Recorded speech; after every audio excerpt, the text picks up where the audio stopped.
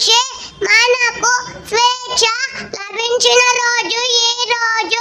200 సంవత్సరాలు బ్రిటిష్ పాలనలో ప్రజలు ఎన్నో కష్టాలు పడ్డారు.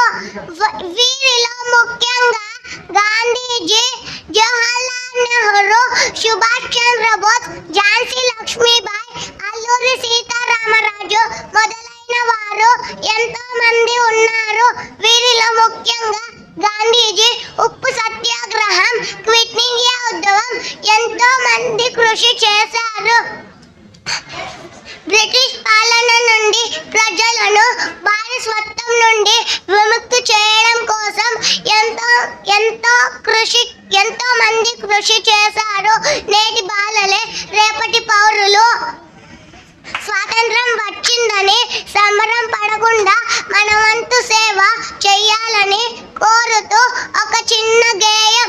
మరువలేము మరువలేము మరువలేమురా, మరువలేము మరువలేము కన్న తల్లిని, మరువలేము కన్న భూమిని, జీవమిచ్చి భావమిచ్చి చేరదీసిన తల్లిని, పాడిగిచ్చి పంటనిచ్చి బ్రతుకు నిలిపిన భూమిని.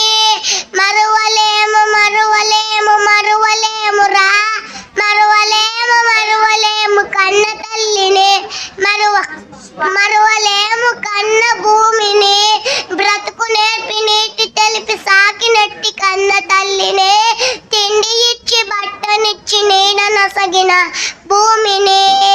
మరువలేము మరువలేము మరువలేమురా, మరువలేము మరువలేము కన్న తల్లిని, మరువలేము కన్న భూమిని.